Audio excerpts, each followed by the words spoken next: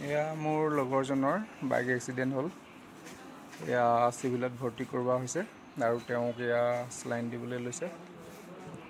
এয়া চাওকচোন, 3 মিনিট সময় লাগিছে। হাতৰ শিৰ বিচাৰি উলিয়াব পৰা নাই তেওঁলোকে। কিমান কষ্ট অসুবিধা হৈছে হাতৰ শিৰ উলিয়াবলৈ। স্লাইন ফিটিং কৰিব লাগে।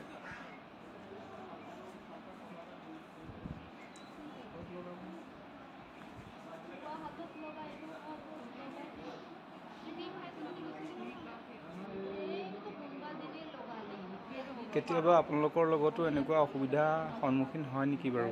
জনাবচোন আপোনালোকেও। এয়া দেখিছেনে কিমান অসুবিধা হৈছে স্লাইনটো দিবৰ বাবে। এয়া চাওক, শিৰ বিচাৰি উলিয়াবলৈকে দিগদাৰ হৈছে নাৰ্ছসকলৰ।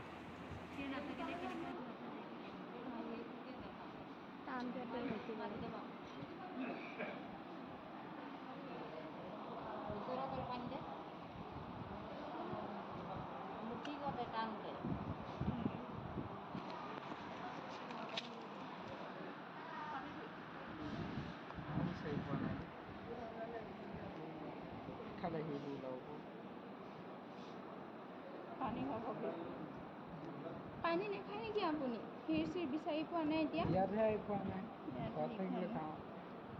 ইয়াতে খাব লাগিব নহয়। পানী খাই থাকিব লাগে ইমান গৰমখনত।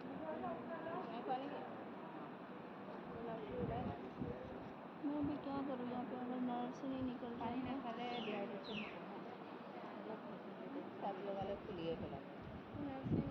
खुली पेलाब মানে খুলি পেলাব নালাগিব আকৌ। ফুল খালে তলত লগাইছে।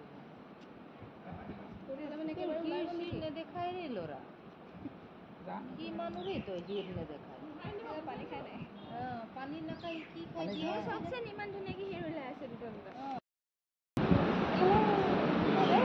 পানী নিদিবি বিষাব অকণমানটো এইটো অলপমান বিষাবই আৰু মুঠিটো খুলি দে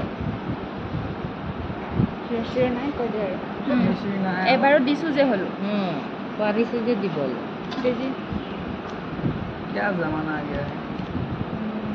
अब पानी नहीं पीते इसलिए পানী নাখাবি তোৰ কাৰণে গোলাঘাট ডিষ্ট্ৰিক্টত বটলত পানীয়ে নাই ইমান মানুহ পানী কিনি কিনি খাই আছে তোৰ কাৰণে পানীয়ে নাই কি কৰিবি তই ধনচৰিত যাবি পানী খাব পানী বাঢ়িছে গিলাচ এটা লৈ যাবি ন বাঁহৰ চুঙাই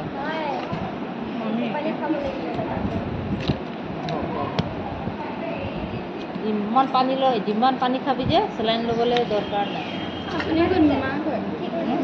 এখন ভালকৈ লগাই দিয়ে। অঁ আমাৰ বাইদেউৰ ল'ৰা আপুনি মাহী মায়ে হয় আৰু